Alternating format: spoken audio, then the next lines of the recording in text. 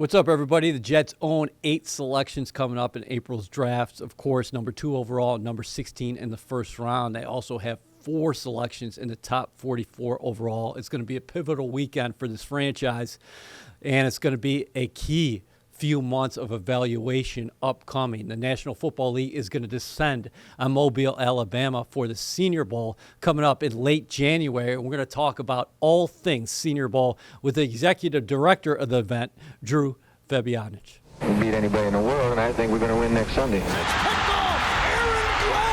Jumbled and caught, Jumbo Elliott! One-handed catch, in first back, gets running loose, Reeves, can't wait!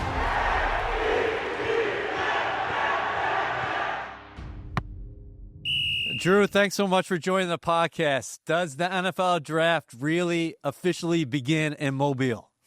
Always has, always will. I mean, this is part of the process. I mean, the biggest part about coming down here is you're going to get exposed to everybody in the NFL. I mean, right now we got 28 GMs coming. 2 of them that aren't coming that are actually employed are the Rams, which they haven't come in the last, I guess, 5-6 years. And since COVID and, Jacksonville, which he came from the Rams. And the only other one that's coming doesn't have a job. So everybody else in the league signed up. There's 18 head coaches that already signed up. Most of the assistant coaches are going to come now that we freed up the evenings because there's no more interviews in the evening other than Monday. So this will get back to where it used to be the NFL coaches convention. That's how it was. Guys got jobs here left and right because you wait till the combine, jobs are filled. The NFL wants to see these guys go through this process. It's not just about the interviews. It's not just about the practice. It's about the game. It's to show people that you can act and perform like a professional, because there's going to be nobody around here holding your hand. I mean, your agent's going to help you here and there, but, you're kind of on your own on this, and that's what the league's about. Once you get into an NFL building, you're not going to be entitled anymore now because those grown men, they don't give a damn what the hell you did in college. They don't give a damn if you were 5-star or not. Could care less. So it does. The draft starts in Mobile, and I stole this from John Gruden last year. He said, this is where players come to play. Bottom line. And it's the best of the best. That's what Parcells always said. Hey, show me the best against the best. What's it been like, Drew, the past year since you took over as the executive director of the Senior Bowl? Hadn't even been a year. Actually got here in late April, just right before the draft. So 9 months, maybe. Yeah, I went to the draft party. That was my first event, and it's been a whirlwind since then. This was set up. Jim did a good job, very good job with this for years. Phil Savage kind of set this ball kind of rolling the right way about how to evaluate and how to do this just like an NFL ball club. So this wasn't broken at all when I got into it. I had to replace some area scouts that we had, all across the country. Had a great staff. I mean, phenomenal staff. We added 3 more people to the staff. We got 14 people that evaluate players. That's as good as some NFL ball clubs. Some of their scouting departments. Some are huge, some are, minimal, but, we're kind of in the median, I think. Hell, when I got here, there was 200 players already evaluated. We did 690 to reduce it down to our 300, and we did a top 300. And that top 300 didn't mean that those are the only guys we're going to choose from, for as far as the, our invitations, because guys play into it, and guys also play their way out of it this year too. It's broken down, just like a team. I mean, we met in October. We met with the area scouts. We'd already given them a list we established. Then they cross-checked us. Well, then we met with them. We re-cross-checked them. And then we put the invitations together. What we did is we waited a lot longer than, what, been in the past. Because being on the coaching side, which I was in the coaching side for 17 years too. Yep. I didn't want that distraction of something like that during the year. So we didn't send it out until right before Thanksgiving, to where most of them were there, and it was the end of their season. And I was incredibly surprised. Everybody but one team gave those out within a week of the end of their season. And if I would have sent them out 4 weeks before that, first of all, I'd been rushed because I wanted to be right. I didn't want to be wrong. And the other thing is I knew they weren't going to hand them out. And then I'd have to call every single one and go, hey, would you mind handing out the invites, please? And following up at every school that we sent them to. So, and still, there was only one school that held out. And what's funny is that they never gave the invites out. And I was like, really? Just that had to be one guy, and it wasn't because of the head coach either. So Every NFL fan's got to be plugged in to what's happening down in Mobile, not only as far as the game is concerned, but throughout the week, because since 2021, at least 100 players have been selected in each draft class. And last year alone, how about the placement of 50 Senior Bowl participants selected in the top 3 rounds? yeah, and I like that, and I think that's important too. And people talk about, hey, the first round, the second round. No, you know what? I want to build this to where, and again, there's always going to be some attrition. So I would love this to be 95% of the roster gets drafted every year. That's what I'm shooting for. And if I can get to that point, then that is the best against the best. And, what I tell people is, where can you go to watch more draftable players one place one time? Where can you? There's nowhere. I mean, the Iron Bowl doesn't have 22 guys out there that are going to, get drafted. They don't. Florida State doesn't. Ohio, Michigan doesn't. I mean, this place has and will have that many drafted eventually. Yeah, the premier all-star game in the country, no doubt about that. What is the practice week like, and can you speak about the importance for the players as far as they're auditioning in front of all those coaches and GMs and scouts that you just talked about? Well, and again, other people put different value on different things. And again, some people think the one-on-ones are the most important. Some people think the team process is better. Some people think the inside drills are more important. And being from a coaching background to start out with, I mean, individual one-on-one pass rush, it's a defensive drill. And defense should win 90% of the time. If you're not winning 90% of the time, you're not very good. And the DBs versus receivers, it's an offensive drill. And you better win that 90% of the time because you have the entire field to work with. So, I mean, you get some oohs and ahs in that part of it, but it all comes down to that, the team drills, the inside drills, the full speed piece of it, and everything gets ratcheted up on Saturday. And it's just like when you say that, hey, it's different in the playoffs. Yeah, it's different in a game too, because no matter what you do, there's not a lot of dudes that really are busting it at 100%, during practice. But to go through practice and to perform well, to be in the front of the line, to be competitive, do things the right way, to take coaching, all those things are looked at. And people don't think that. They think, oh, well, that's watching rep. No, I'm watching how they line up. I'm watching how, if they're hiding in the back, if they got exposed at certain points and now they're kind of limiting their reps, or if they're cherry picking safeties instead of corners when they're in one-on-one, receivers versus DBs. I mean, people don't think that that's important, but it is, because it shows your competitive nature. And if you don't love to play the game, it's going to show up. And if you don't love the game and you go to the NFL, you're not going to last long, because most of these kids haven't been through a lot of adversity, because of the transfer portal. It's like, hey, it's tough for me. I'm out. I'm deuces. Guess what? Every day in the league, you're going to have some adversity, because those grown men, they want to keep their jobs. There ain't going to be no damn hand-holding entitlement. And again, like I said, they don't care what the hell you do. They don't. So the practice part is important. The interviews are important. How you communicate with trainers, how you treat people. I mean, because again, you want to draft professionals. You don't want to draft bad people, because bad people don't last in the league. They don't. Characters. I mean, I'll be honest with you. I maybe missed on ability, maybe like 5% of the time. The biggest mistakes I ever made were character issues. Where I went, I listened to guys. Oh, he's a great kid. He does this. He'd work. Yeah, guess what? I get him, and it's like, nope. And they don't last. They don't. So that was pretty elongated. I apologize for that one. No, I love it, man. I like the enthusiasm. Is this one of those weeks that is truly unique where the decal on your helmet doesn't matter. You might have a linebacker from Alabama matching up with a small school running back, from, the Sun Belt. And it's just, it doesn't matter your background. You will have an opportunity to make the name for yourself no matter where you came from. That is true. But, again, can guys elevate? Yes, they can. But in my 18 years coming down here, there's also guys that got exposed that they weren't good enough. Because, again, this is the best of the best. And sometimes those guys, they figure it out pretty quickly, and some of them don't. And, sometimes they prove that they can't play at this level.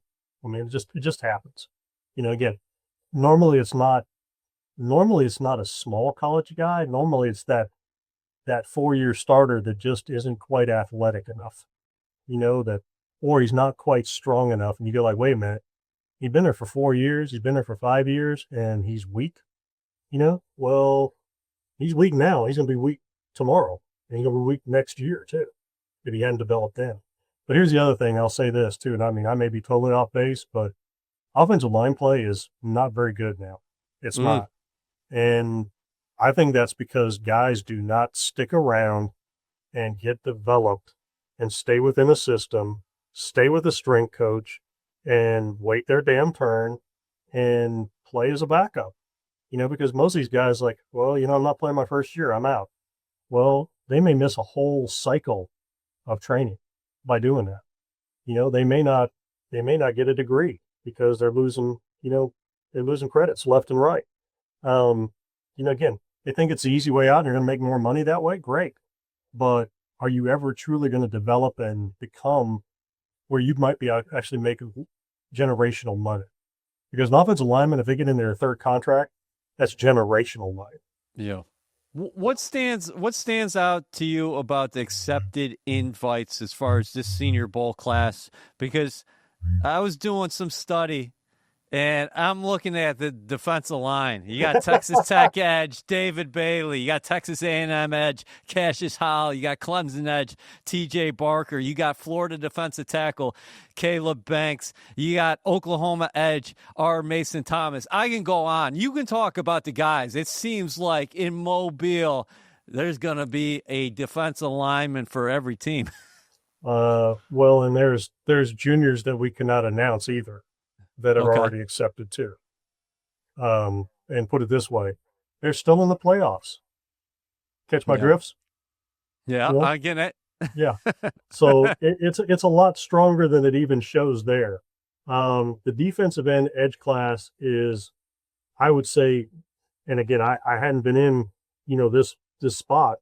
I've been a general manager in college for the last 3 years, but it'd be hard for me to believe that there's been a defensive end edge class that's better than this in the last 5 years.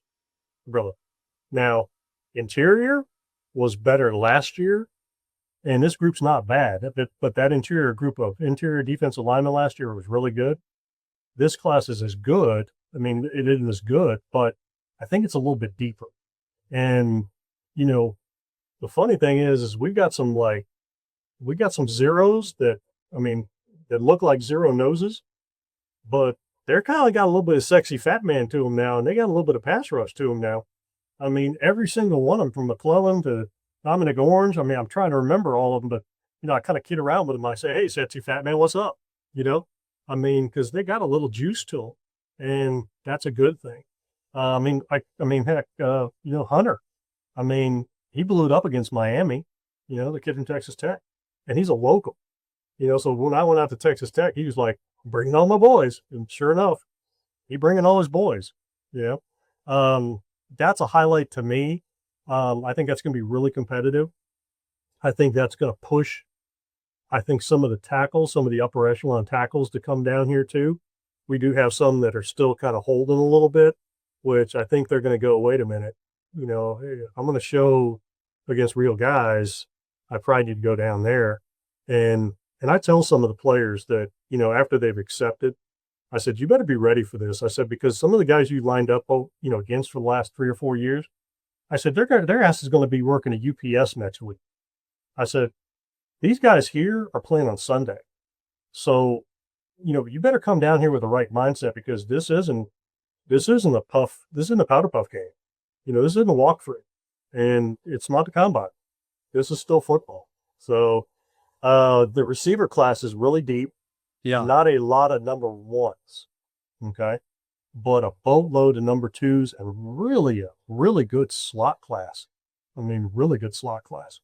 You'll see we added a couple over the last 3 days, good inside guys that are really dynamic. Quarterbacks, if I get the other two, I think this will be an incredible group down here too. I already got 6. I'm still waiting on 2. And like I said, we're gonna take 8. And I think it'll be really, really solid class. Running backs a little bit down, numbers wise. But I think there's some really quality, running backs plus quality starters in that group. The other group I think is really strong. There's a lot more wide tight ends in this group than probably in the wild. There's 3 or 4 guys that can stick their hand in the dirt and do it all. Now, are they George Kittle? No, but they're adequate at everything, and they can be a good inline Y and a pass receiver. There's also a lot of good HF receiving tight ends in this group too that we got coming down here too. Offensive line, good kind of across the board. Not too many dynamic lefts, but there's some lefts that can play, for a long time. And I think it's a good group. It's just not, you're not seeing that top 5 or 6 guy. You know what I mean? There's no Tyron Smith in this group. So you just said something that had my ears perk up. It's January 7th. We're taping this, official Jets podcast. You said 6 quarterbacks have committed so far, and you're waiting on an additional 2. Well, there's college football semifinals here this week in a couple of days. Miami's playing Ole Miss, and then Indiana's playing Oregon. So it could be 2 of those, 2 from those respective teams.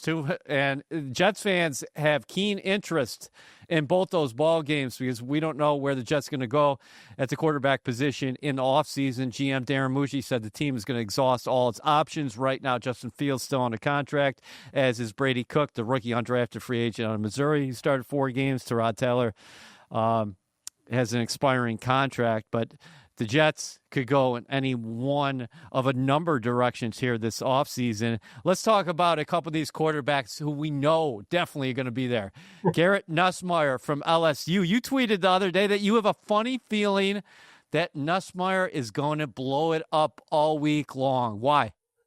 Well, because if you go back a year before, you can't unsee what you saw.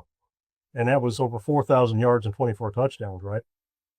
Now, when you're evaluating anybody and you see something like that and it tails off, you always have to ask yourself as an evaluator and as a team, why? Okay. And there's a lot of whys to Garrett Nussmeier. First of all, he's hurt almost the entire year. People didn't know that. And that offensive line was not very good. They did not do a very good job protecting him. First example, the first 3rd down against Texas A&M, they start a freshman left tackle and they don't chip Cassius Howell and he lights him up, right? Well, that's not on Garrett Nussmeier. That's on coaching. That's on play calling. Because I saw him at the Manning Academy. I've known him since he was 15 years old. I know he can spin it. I know he can run the line of scrimmage, which there aren't a lot of college guys now that can run the line of scrimmage. And do you know what I'm talking about when I mean that? There's not a lot of people that understand that when I say that. How many people actually know how to ID a mic, change a protection, right? Understand where your hots are, actually kill to a different play. As opposed to getting a play coming in from the sideline. And then never getting in a huddle and never making a huddle call. Right. And, there are 3 guys out of this class that can do that. Well, when you walk into the NFL huddle, you are going to call in the huddle. You are going to go up there about 25 seconds left, and you're going to have to make about 5 or 6 different decisions within that. And if things change, well, then I might have to audible. or I'm not changing protections, or I'm going to have to throw hot, and that ain't easy if you ain't never done it before. Excuse my grammar, but it ain't easy, you know. So he's a guy who could really elevate his draft stock. I know it's interesting because it's just January. We're still 3.5 months away. But once we get to Mobile and you see these guys out there on the field, you're going to have a better idea how they line up. And like you're talking about Nussmeier, he dealt with the abdomen injury throughout the year. And you spoke of the personnel deficiencies they had up front. So, again, he's a guy who can take advantage of it. How about the Heisman Trophy finalist from Vanderbilt, Diego Pavia? Might be short in stature, but, man, he's long on competes, isn't he? Yeah, I mean, I did. I mean, I nicknamed him, and he kind of liked it. I called him Bulldog. I said Diego Bulldog Pavia, right? The tape's pretty damn good. The thing that's going to limit him, and which limits all shore quarterbacks, including me, it's hard to see. I mean, it just is. If you don't have a lane, I mean, it's hard. It's hard to let loose sometimes. You got to throw with anticipation. You got to trust that your receivers are going to be where they're going to be. And again, if the pocket collapses into you, it makes it even harder.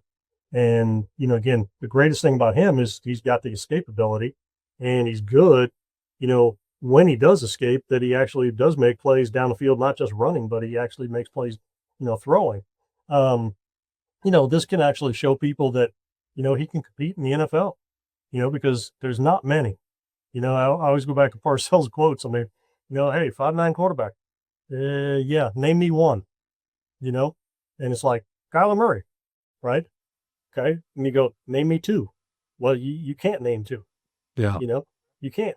I mean, so, the league is against that, but the league has also shown that maybe you back him up a little bit more in shotgun. You give him more vision. That's what they did, granted, Arizona with Kyler Murray. And then his legs helped him out. And you got to tailor your offense around guys like that. Competitive as hell. I mean, tough guy. I mean, again, got to learn when to shut up. But, again, he's backed a lot of it up. He really has. Yeah, fair point. You're also going to have Taylor Green from Arkansas down there, Illinois quarterback Luke Altmaier. How about Sawyer Robertson from Baylor? He's going to have to make a big transition as far as playing the pro-style offense, like you're talking about, and getting in a huddle and things like that. But do you like his athletic traits? For being a big man, and he is a big man now, he's got escapability and runability. He had to use that a lot because they weren't very good at protecting him either. They couldn't run the ball very well, and they were always in shootouts because, quite honestly, defense is probably getting up 30 points a game. To me, he's probably the best pure passer of the whole group. And again, there's a difference between being a thrower and a passer. And he's a passer. And, when he's got time and he's on rhythm, I mean, he is wicked accurate. Now that falls off a little bit when people get around his feet and, and he can't set up the right way and he's off balance a little bit. He's under pressure. He's got to show people that he can throw under pressure. But I think this will help him, through the process, because I think people will see how easy it comes out of his hand. And again, I was really lucky, being down at the Manning Academy for those couple days. I got to see these guys up close and personal. And hey, when you can see it come off their hand and you can hear it come off their hand, and not a lot of people know what I'm talking about that either. Now, if you can stand there on a deep comeback and you hear that damn ball coming at you, okay, there's some ballistics on that ball. And that helps in the wind in outdoor games, big time. So that's huge. I mean, huge importance to me. And again, I look at a lot of different things, and I'm a Sawyer Robertson fan. If he was with a, more cohesive group that ran the ball better, I think he would have been a hell of a lot more productive. I think he led the country in passing, though, if I remember right. Yeah, well, he definitely posted big numbers for the Bears there in Waco. I'd be remiss if I didn't. We talked about the college football semifinals before. Can I just get your thoughts? Not all these guys will ultimately make their way down to Mobile, but maybe a pair of them will. What are your thoughts on these four guys, and if they come out in the draft? Chambliss is a lot like Kyler Murray, a lot. Probably a little bit better passer. Not much now. Kyler could spin it too. But he's the same type of run threat as Kyler was. I mean, Kyler could take it 60, and, when he was healthy. He'd have to be another guy you'd have to tailor your offense a little bit to where he'd be able to see you have to move the pocket or deepen him up. But he's quite capable, and he's got a good enough arm to play in the NFL. Carson Beck has been a little up and down, this year. And I think that's kind of predicated on how well they're running the ball, because when they're running the ball well, the play action game is good, and he's really good with play action game. Got a good ball, got good touch. He's just been, a little bit sporadic, at times, and he's a little bit streaky. And I think it'd be great for him to be here just to show people that he's not just a streaky guy, Mendoza, I mean, the first interview I had on NFL Network, they asked me who I was really looking forward to seeing, and that was early August. When I said Fernando Mendoza, they were like, "Why?" I was like, "Well, because I watched him against Cal." I said, "I watched him at Cal." I said, and I watched him carve up Auburn. I mean, carve them up. And I said, they weren't very talented at Cal at all. I mean, there wasn't, a lot of draft picks rolling around in that offensive field with him. And Auburn played pretty good defense the year before. They played good defense this year, but they played pretty good defense the year before. And I was going like, if he can do that there, let's see what he does, surrounded by some real dudes. And he had some real dudes at Indiana. Gosh, I'm trying to think of who the other one is. And Dante Moore. Yeah, and Dante Moore. I mean, for being a tall, quarterback, he's actually pretty athletic and can escape and buy time. I think he needs another year, quite honestly. I mean, because you see some, really good, placement throws, but they're also pretty easy throws because they're pretty wide open. There's not a lot of tight window balls. He still makes some young mistakes. If he comes out, I mean, just know that he's probably going to need a bridge, quarterback to spend a little time and, let him learn. Because the worst thing you can do with these guys, that if they're not ready and you stick them out there, they may never be the same. I mean, David Carr was a great college quarterback. And after that rookie year where I think they set like an NFL all-time record of sacks. I think he got sacked like 57 flipping times or something like that. He was never the same because he was seeing ghosts. He was feeling the rush. He was seeing the rush. I mean, you can't put these guys into bad situations because, you may not be a very good football team. And I mean, put it this way, Franklin was what, 1-12 first year? I mean, again, the team got better, thank God they did, because if he'd had to go through 2 years of that, I mean, Troy might have never been the same. So, yeah. I mean, again, I'm a proponent of taking some time and letting guys develop.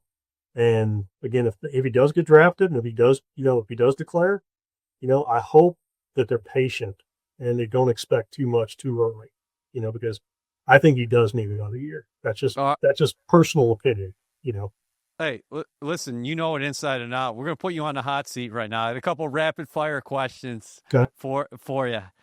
How about a prospect that will impress the scouts the most in Mobile? Ooh. Probably Ted Hurst, receiver, Georgia State. I think he's probably one of the most overlooked, silky, quick, separation quicks, long. I think people will go like, they probably got him as like a high fourth right now. He may end up being a middle second when it's all said and done. Man, I love that. How about the prospect with the most unique backstory? Michael Taft, Texas. I mean, straight walk-on, and worked his way all the way up and runs the secondary at Texas. I mean, they were so much better when he was in there than when he was out of there when he was hurt. Plus, what he did for the flood victims in Texas after that happened, that was impressive. I mean, he raised so much money for those kids. and their families. So that's a little bit of a story part of it, but I love those guys that have shown that, hey, I don't give a damn if you think I'm too small. I don't give a damn if I was a walk on. And then I end up being a starter to flip an SEC school and get an invite to the Senior Bowl. And everybody goes, oh, he's pretty small. I said, guess what? The league wants to see him at nickel.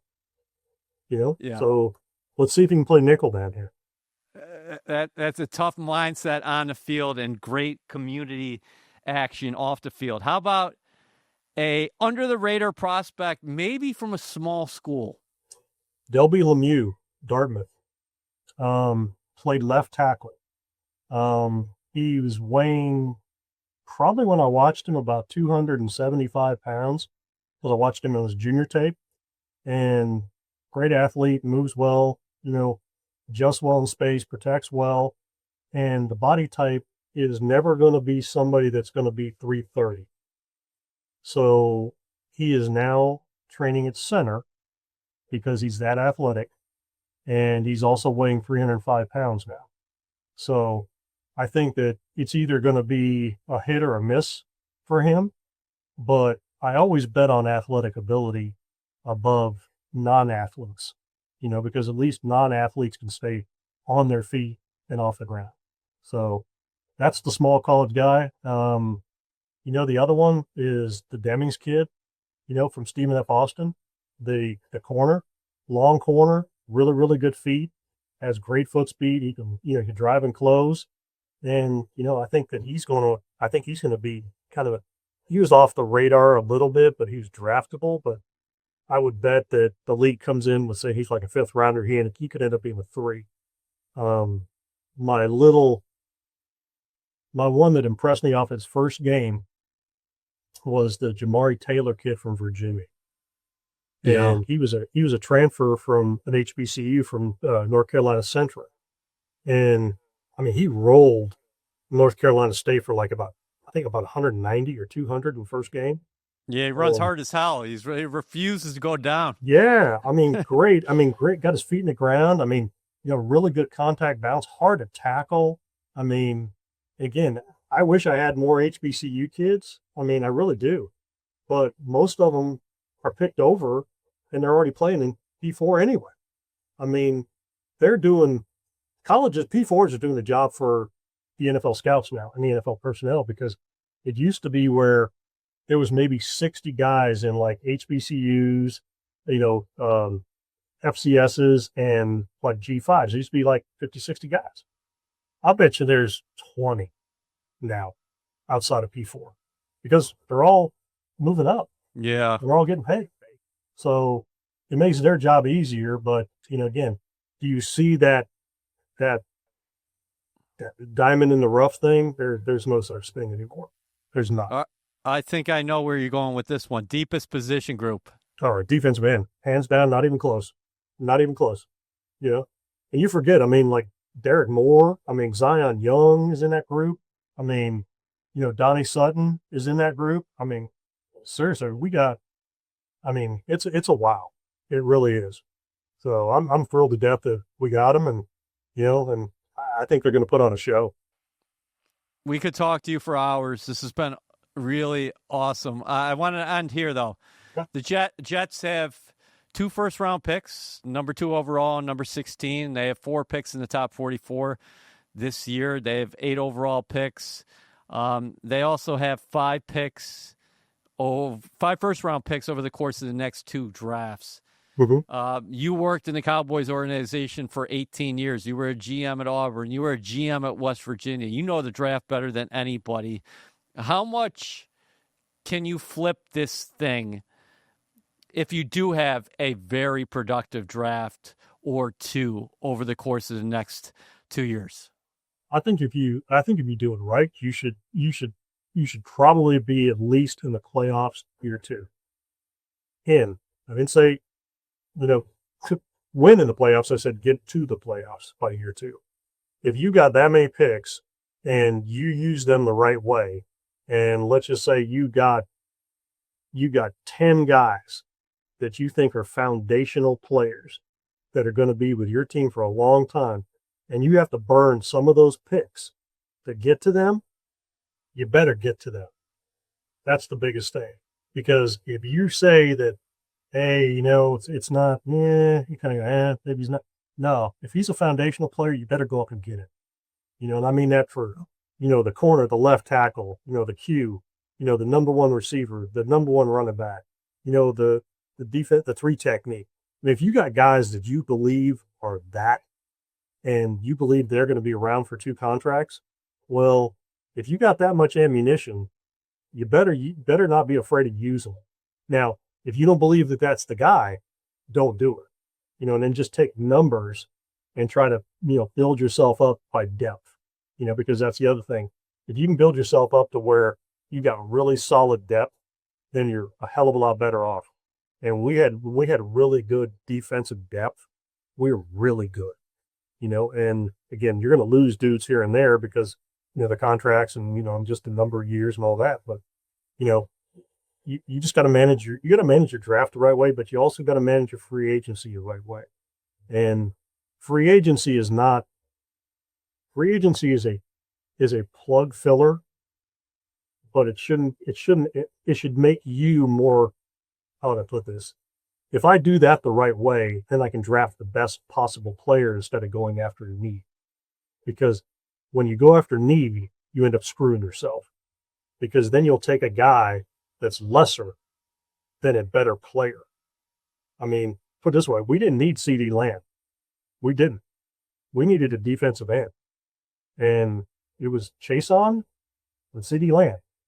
Well, when CD Lamb was sitting there wasn't any of us that said, let's not draft CD Lamb and let's make sure we get the defensive end. It was like, we got a number one receiver right here and a foundation guy.